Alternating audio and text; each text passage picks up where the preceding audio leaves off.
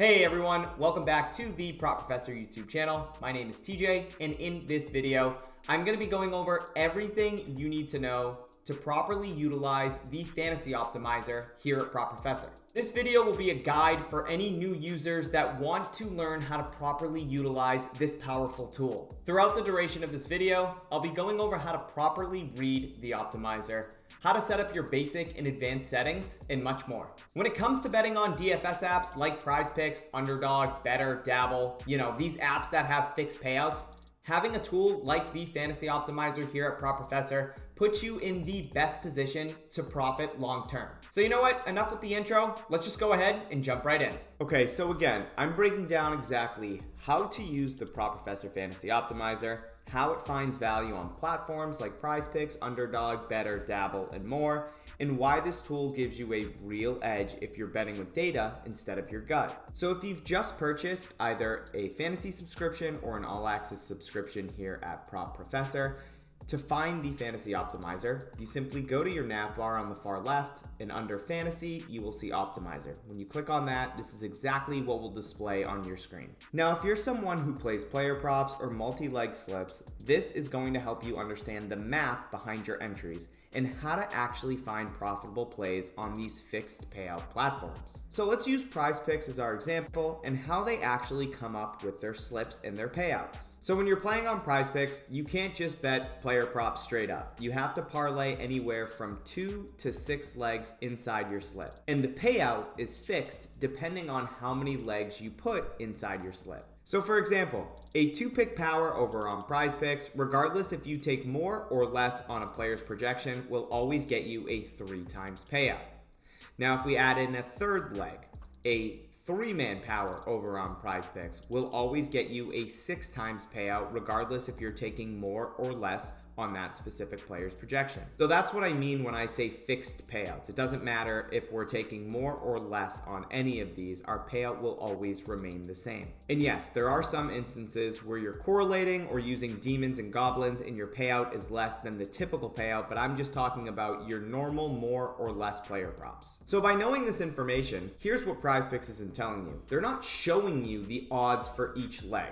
They just change the payout based on the number of picks inside your entry. So let's say we're building out a 3-man power over on PrizePicks that pays out 6 times if we hit all 3 player props and go 3 for 3. Now, if we do the math, that means that each individual leg is being treated as roughly minus 122 odds or a 55% win probability. So now we have a baseline. If we can find player props that are actually more likely to hit than 55% of the time, we're getting value and that leg becomes plus EV or positive expected value. To figure out how likely a player prop is to hit, that's when we turn to the sportsbook market. Now, the optimizer here at Prop Professor utilizes line shopping, which is basically comparing the same player prop across multiple different sportsbooks to see what the market thinks. Books like Bovada, DraftKings, Caesars, Pinnacle, Circa, FanDuel, these guys are spending millions and millions of dollars on their models, data, algorithms to set the most accurate lines that they possibly can, and their odds that take into consideration injuries, matchups, trends, and they even move lines based on sharp money coming in on specific player props. So when you see something like minus 150 on Jason Tatum to go over 29.5 points at FanDuel, that implies a 60% chance to hit. Now, one thing that's really important to understand when comparing odds from sportsbooks is something called the VIG, or the juice. Now, sportsbooks don't just set perfect 50-50 odds. They build in a margin, kind of like a casino does, so they're guaranteed to make money over time. This is called VIG. So for example, you might see both sides of a player prop listed at minus 115, even though it's a true coin flip. That exact margin is the VIG. And if we want to figure out the real probability of a player prop hitting, we need to remove it. So that's exactly what the Fantasy Optimizer does. When it pulls sportsbook lines, it removes the VIG using no VIG probability formulas, and that gives us our true odds, or the value on the Fantasy Optimizer, of what the market really believes that player's chances are of hitting that prop. Once we have that clean, no VIG probability we can compare it to the implied odds on PrizePicks or Underdog or any of these DFS apps that use fixed payouts. And if the true probability is higher than what the DFS app is pricing it at, that is a plus EV play. And that's the real edge. You're using the most accurate information available, stripped of sportsbook's built-in profit margin to find value the average bettor will never see. And with that note, talking about the most accurate lines, this tool is constantly updating and refreshing every single second of the day to make sure that our users are getting the most accurate numbers possible. So basically all you need to do is utilize this drop-down box right here. You guys will see that I have 5 pick flex checked off. So I'm looking for anything north of a 54.3% chance to hit. That is the individual win rate that I need to hit my player props inside my 5 pick flexes to be profitable in the long run.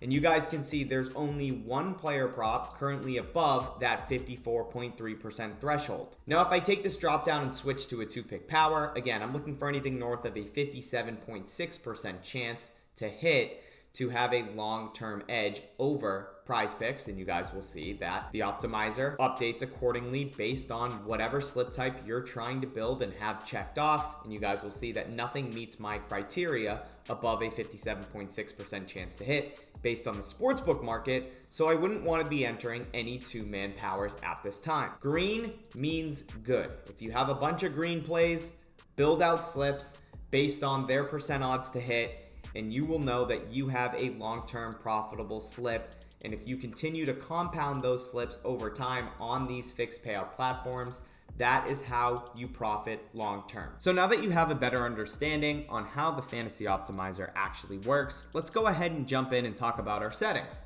You'll find settings directly above PrizePicks. You can click on this filter button, which will bring up your fantasy optimizer settings, where you have the ability to customize however you like your basic settings and to also add in some advanced settings. Let's start with the basic settings, where we have min value and max value at the very top. Min value is just basically the displaying percent odds to hit that you want to be showing on your optimizer. So if this is set to 0, everything north of 50% chance to hit will display on your optimizer. Now, if you'd like to change that, all you have to simply do, we can see here in our background that Vera has a 56.5% chance to hit currently.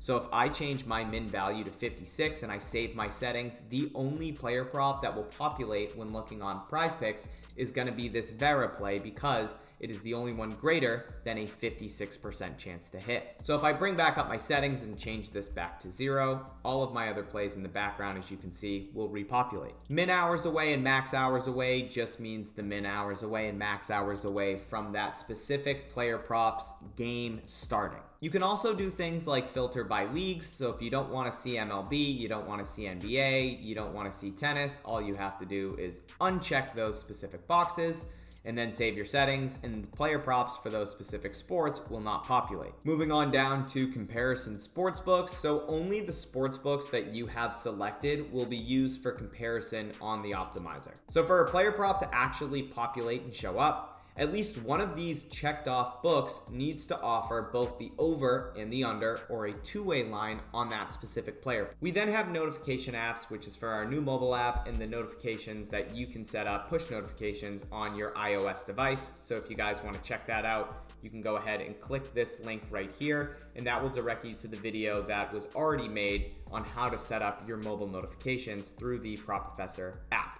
Then down here we have hide push, hide line discrepancy, hide quarter props, hide half props, and hide sub odds. These are toggles that you can click off. Hide push just means hiding a player prop that is a whole number. Hide line discrepancies means only displaying player props that have a direct match to the sports books. Hide quarter and half props are for sports like NFL, NBA, college basketball, college football, those games that actually have quarters and halves. Sub odds just means that you're only going to be seeing the displaying or corresponding odds with whatever's being recommended on the optimizer. So Caitlin Clark under 17.5 points if you have hide sub odds toggled on.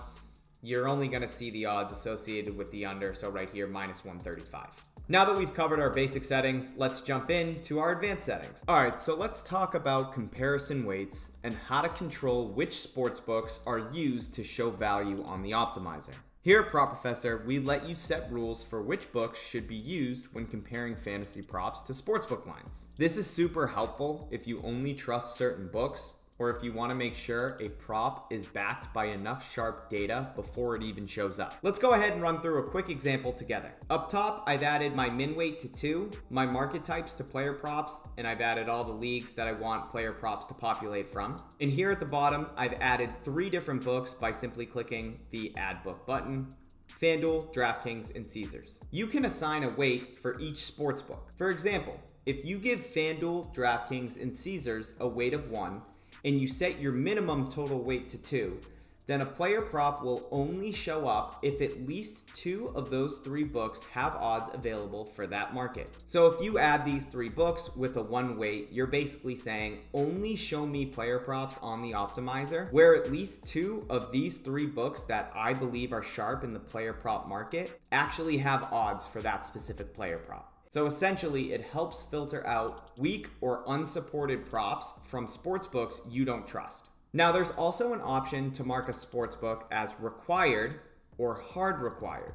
If you check required, that means the book must have odds available for that prop in order for it to show up. If you check hard required, that means that the book not only needs to have odds, but it also has to have the exact same line as the DFS app. So let's say PrizePicks lists the line at 27.5 points, and you've marked FanDuel as a hard required. In that case, FanDuel must also have a line of 27.5 for that player, for their player prop to appear on the optimizer. This is super useful if you only want to bet props where there's a clear line match between a trusted book and the DFS app. So to sum it up, weights let you control how many books you need to agree before a player prop is even shown on the optimizer. And marking a book as required or hard required gives you even more control over how strict that comparison has to be. It's one of the best ways to make sure the props you're seeing on the optimizer are backed by enough high quality data. And that, my friends, is the full breakdown on how to properly utilize the fantasy optimizer here at Prop Professor.